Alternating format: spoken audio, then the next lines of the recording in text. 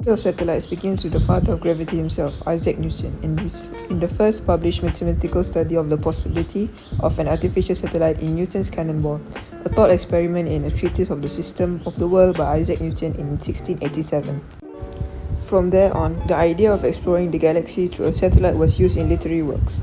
The first fictional depiction of a satellite being launched was a short story by Edward Everett Hale, entitled The Brick Moon, which continued with world-renowned authors such as Jules Verne in 1879. In 1903, Konstantin Tsiolkovsky published Exploring Space Using Jet Propulsion Devices, which is the first academic treatise on the use of rocketry to launch spacecraft. In the context of activities planned for the International Geophysical Year, the White House announced on 29 July 1955 that the US intended to launch satellites by the spring of 1958. This became known as Project Vanguard. On 31st of July, the Soviets announced that they intended to launch a satellite by the fall of 1957. The first artificial satellite was Sputnik 1, launched by the Soviet Union on 4th October 1957 under Sputnik program. With Sergei Korolev as chief designer, Sputnik 1 helped to identify the density of high atmospheric layers through measurement of its orbital change and provided data on radio signal distribution in the ionosphere. The unanticipated announcement of Sputnik 1's success precipitated the Sputnik crisis in the United States and ignited the so-called space race within the Cold War. Sputnik 2 was launched on 3rd November 1957 and carried the first living passenger into orbit, a dog named Laika. In early 1955, following pressure by the American Rocket Society, the National Science Foundation and the International Geophysical Year, the Army and Navy were working on Project Orbiter with two competing programs. The Army used the Jupiter C rocket, while the civilian or Navy program used the Vanguard rocket to launch a satellite. Explorer 1 became the United States' first artificial satellite on 31st January 1958. In June 1961, 3.5 years later after the launch of Sputnik 1, the United States Space Surveillance Network catalogued 115 Earth-orbiting satellites. Currently, the largest artificial satellite ever is the International Space Station.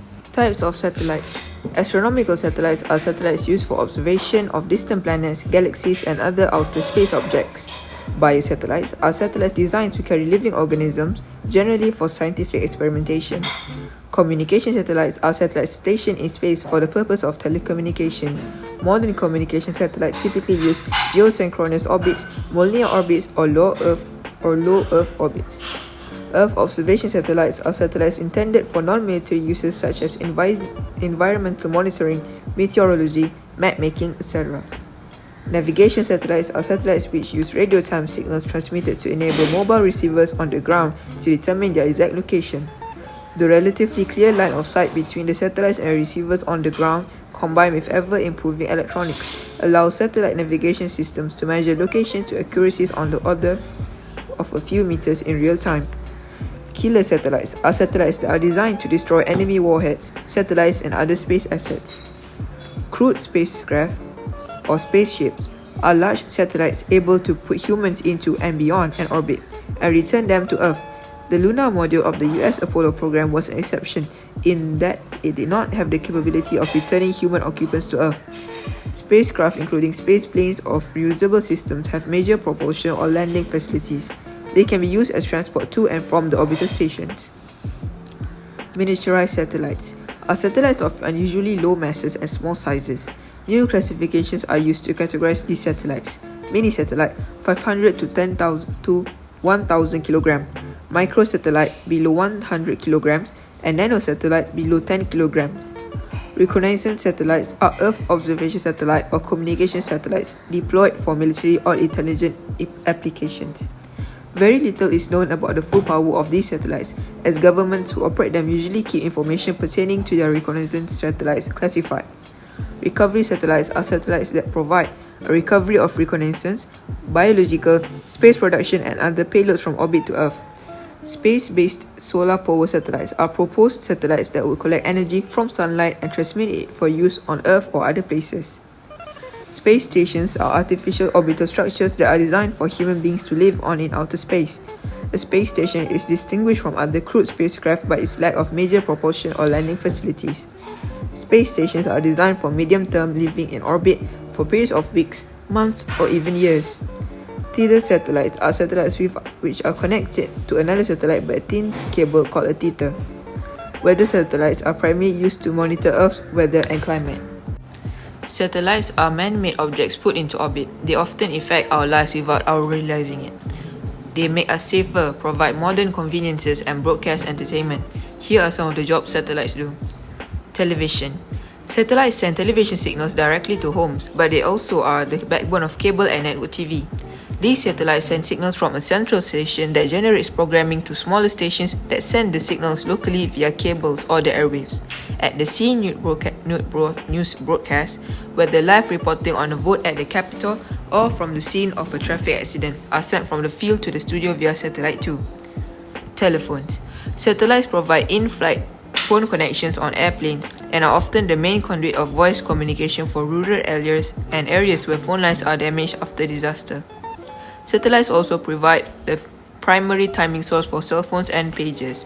In 1998, a satellite failure demonstrated this dependence.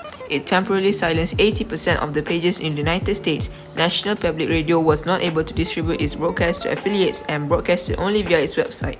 And on the CBS Evening News, the image of Dan Rather froze while the audio continued. Navigation. Satellite-based navigation systems like the Navstar Global Position Systems, known colloquially as GPS, enable anyone with a handheld receiver to determine her location to within a few meters.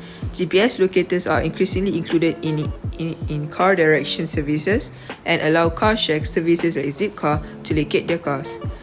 GPS-based systems are used by civilians and the military for navigation on land, sea, and air, and are crucial in situations like a ship making a difficult course in a harbor in bad weather or troops lost in unfamiliar territory, where other navigation tools may not exist. Business and finance.